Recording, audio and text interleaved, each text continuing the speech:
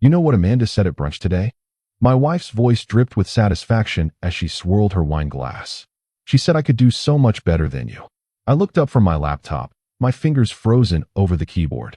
The smirk on her face told me everything I needed to know. She agreed with Amanda. Is that right? I said slowly, closing the screen. Don't get defensive, Claire continued, setting down her glass with a soft clink. She's not wrong. Half the women there said the same thing. Melissa, Patricia, even Denise, and she barely talks to anyone. I'm 29. Claire is 27. We've been married for 3 years, together for 6. We live in a decent apartment in the city, nothing fancy, but comfortable. I work in software development from home. She's a marketing coordinator at a boutique firm downtown. And apparently, I'm not good enough for her. What exactly did they say? I asked, keeping my voice neutral. Claire leaned back against the kitchen counter, clearly enjoying this. That you're too ordinary. That I'm attractive, successful, social. That I deserve someone more ambitious. Someone who takes me to nicer places, buys me nicer things. I see. You're not even going to argue? She seemed almost disappointed. Would it matter if I did? She studied me for a moment, then shrugged. Probably not. I mean, they have a point. When was the last time you took me somewhere impressive? When was the last time you surprised me with anything? I stood up from the dining table. I'm going to take a walk. Of course you are, she muttered. Run away instead of having an adult conversation. I grabbed my jacket and left. The cool evening air hit my face as I walked down the familiar streets of our neighborhood. My mind was racing, but not in the way Claire probably thought. I wasn't hurt or angry. I was calculating. This wasn't the first conversation like this. Over the past 6 months, Claire had been dropping hints that she felt superior to me.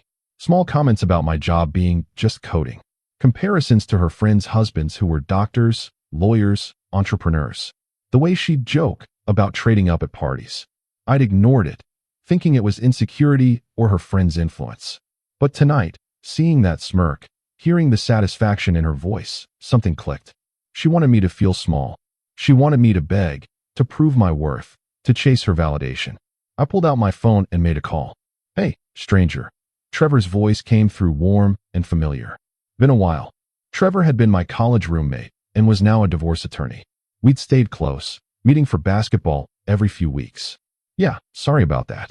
Listen, I need some advice. Hypothetically speaking, if someone wanted to prepare for a divorce in a state like ours, what would be the smart moves? There was a pause. This isn't hypothetical, is it? Not really. Come by my office tomorrow. Bring any financial documents you have. And whatever you do, don't tell Claire you're doing this. The next morning, Claire was already gone when I woke up. She'd left a note on the counter. Out with the girls for lunch. Don't wait up. It was Saturday. Our Saturday. The one day we used to spend together. I texted back, have fun. Then I drove to Trevor's office. How bad is it? Trevor asked, gesturing for me to sit across from his desk. Bad enough that I'm here. I told him everything. The comments, the comparisons, the brunch revelation. He listened without interrupting, occasionally making notes. Here's the thing, Trevor said when I finished. In this state, assets acquired during marriage are community property. You've been married 3 years. You work from home, she works downtown.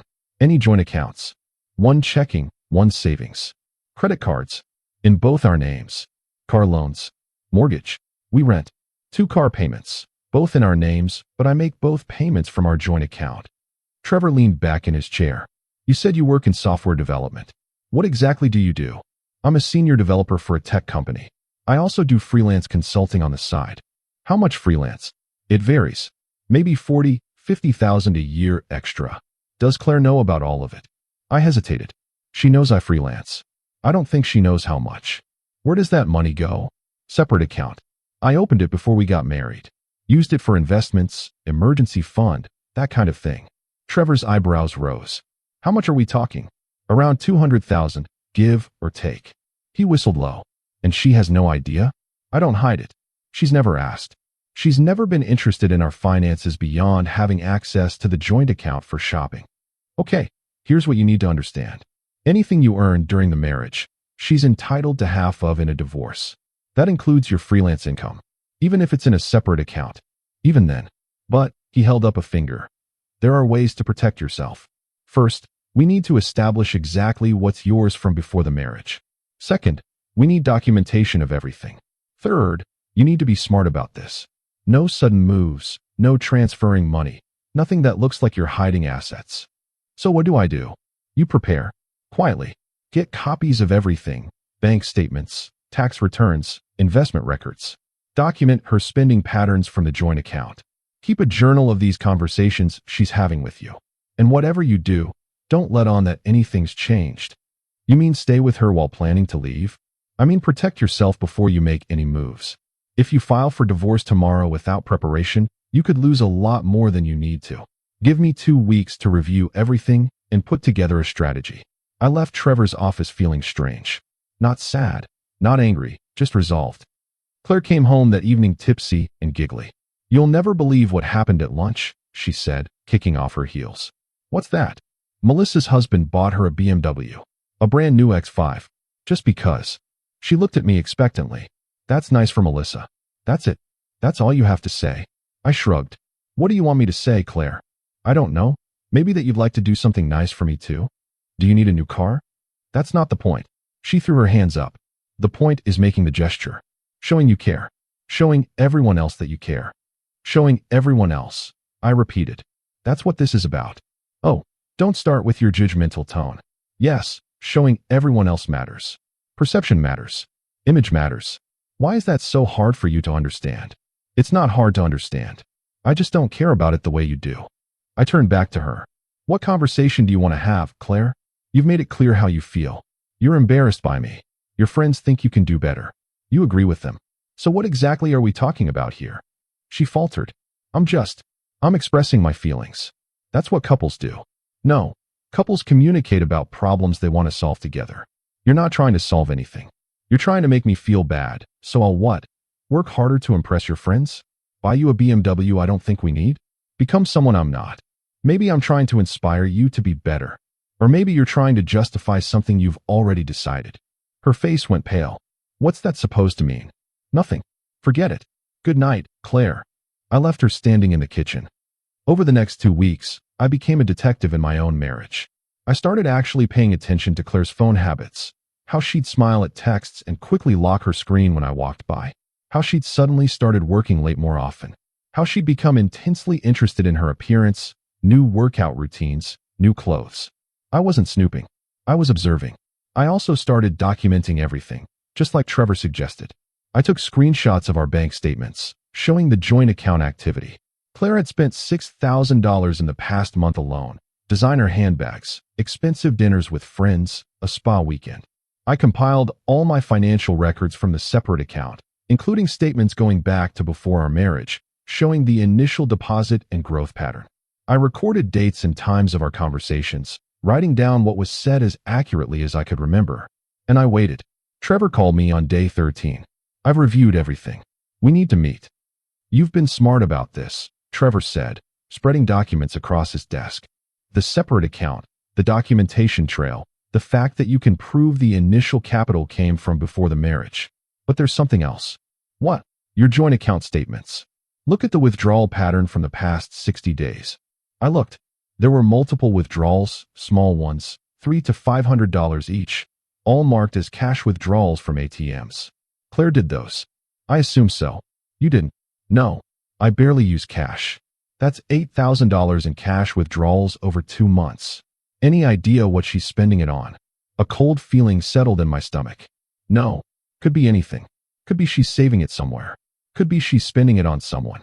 You think she's cheating? Trevor held up his hands. I think $8,000 in cash withdrawals is unusual and worth noting. I'm not making accusations. But in my experience, when someone starts pulling cash regularly while simultaneously criticizing their spouse and talking about doing better, it's worth considering all possibilities. I sat back in my chair. The thought had crossed my mind, but I'd pushed it away. Now, looking at the pattern in black and white, it was harder to ignore. So what do? You have options. You can confront her, but that tips your hand. You can hire a private investigator, but that's expensive and might not tell you anything you don't already know. Or what? Or you can file for divorce now. With what we have, you're in a decent position. The separate account, the documentation of her excessive spending from joint funds, the fact that you can prove financial responsibility. We can argue for a division that protects what you brought in and what you've saved. What kind of division? Best case?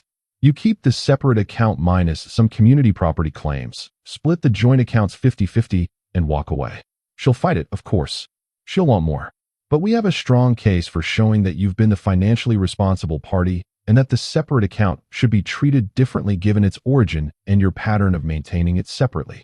Worst case, she gets a good lawyer, proves that the separate account became marital property through commingling or use during the marriage, and you end up splitting everything down the middle. You'd lose $100,000 plus half of everything else. I thought about it. $100,000 versus staying in a marriage with someone who was embarrassed by me, possibly cheating on me, and definitely using me as a financial safety net while looking for someone better. Do it, I said. Prepare the papers. The night before Trevor was set to file the divorce papers, Claire came home excited. I got a promotion. She practically bounced through the door, waving her phone. Director of Marketing. 30% raise. They announced it today. Congratulations, I said. She stopped, looking at me suspiciously. That's it. Just congratulations. What else do you want? I don't know. Enthusiasm? Pride? We should celebrate. We should go out. You should celebrate with your friends. They're the ones who matter to you. Her face fell. Why are you being like this? Like what? Cold. Distant. You've been weird for weeks. Have I? Yes. It's like you're here, but you're not really here. Is this some kind of passive-aggressive thing because of what I said about my friend's opinions? I looked at her, really looked at her.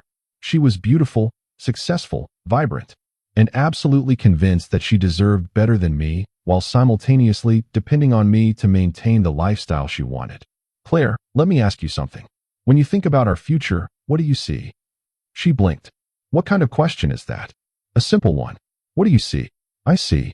I don't know. Success. Happiness. A nice house eventually.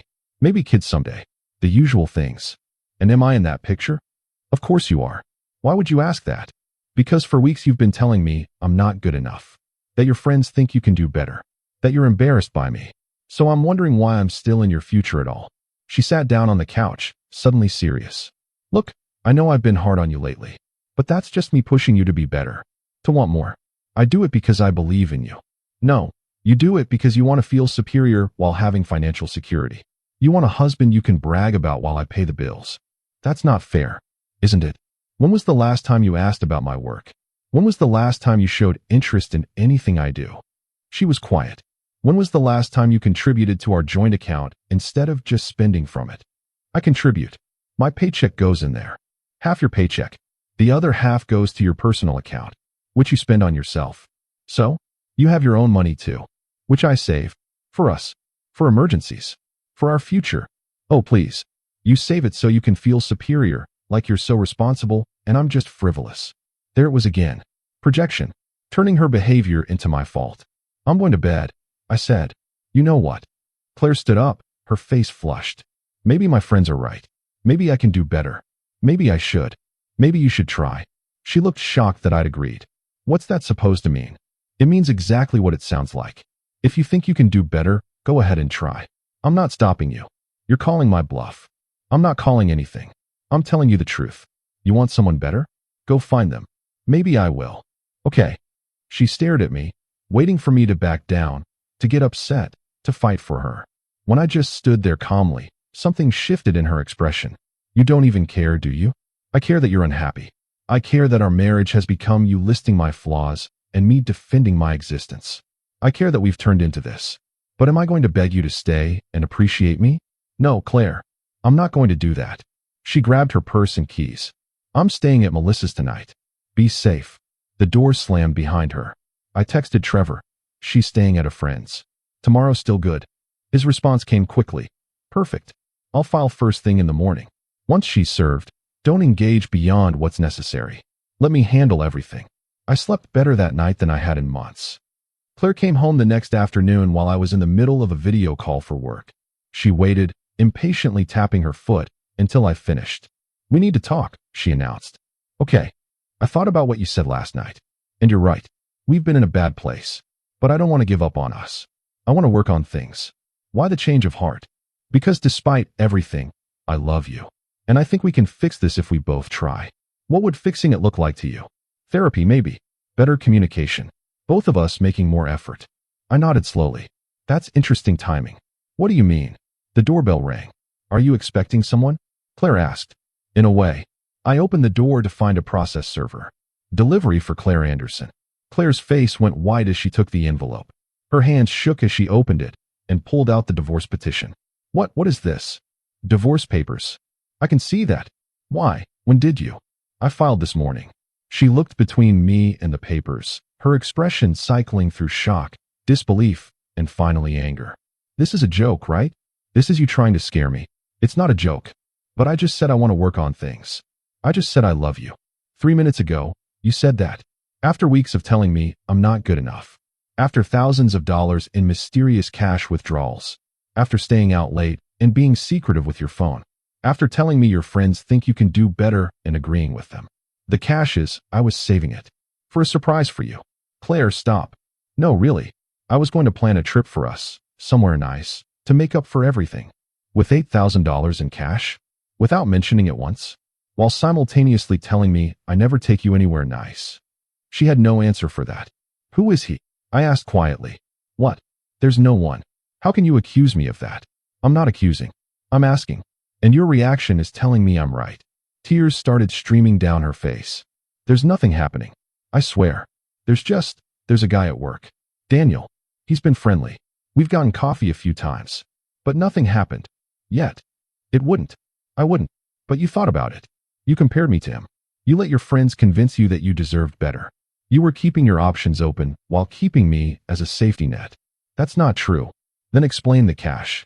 Explain the late nights. Explain the sudden interest in your appearance and the secretive phone behavior." She crumpled onto the couch, still holding the divorce papers. "I'm so stupid. I'm so stupid." "You're not stupid. You just made choices. And choices have consequences. I can fix this. Please, let me fix this.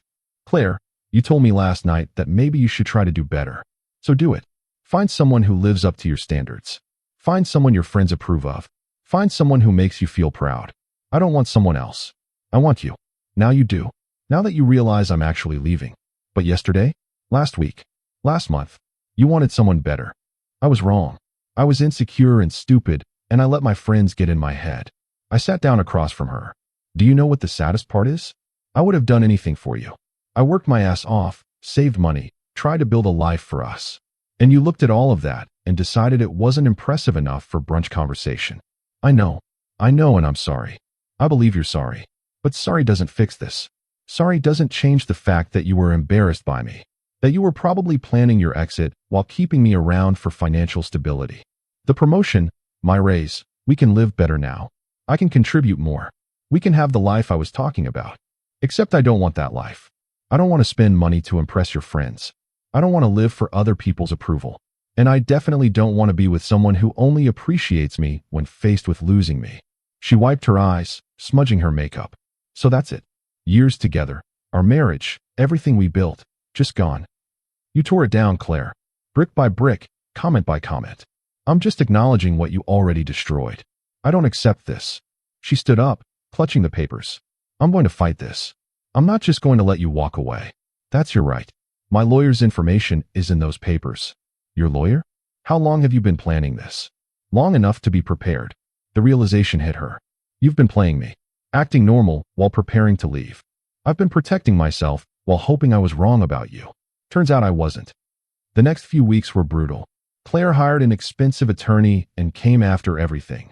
The separate account, the joint accounts, even tried to claim she deserved spousal support despite her new promotion. Trevor was worth every penny. He presented our case methodically. My separate account predating the marriage, my consistent savings pattern, Claire's excessive spending from joint funds, her own admission, which I documented, that she was looking to do better. Her lawyer tried to paint me as financially controlling and secretive. Trevor countered with bank records showing Claire had full access to joint funds and spent freely. They tried to claim the separate account became marital property. Trevor showed that I'd never commingled funds and had maintained it separately for investment purposes from the beginning. The turning point came when Trevor brought up the cash withdrawals. "Your client withdrew $8,000 in cash over 2 months, he said during mediation. Can you explain what that money was used for?" Claire's lawyer looked at her. She mumbled something about saving for a surprise trip. "A surprise trip?" Trevor raised an eyebrow. "Do you have any receipts? Bookings? Or proof of travel planning? Silence. Furthermore, Trevor continued, pulling out more documents. We have testimony from the client that Ms. Anderson admitted to a relationship with a coworker named Daniel. While we're not alleging adultery affected marital assets, it does speak to her credibility regarding the cash and her claims about working on the marriage. Claire's face went red. We had coffee. That's it. Her lawyer held up a hand, silencing her. In the end, we settled. I kept the separate account in full, which they agreed to once Trevor demonstrated its premarital origin and separate maintenance. We split the joint accounts 50-50. I kept my car, she kept hers.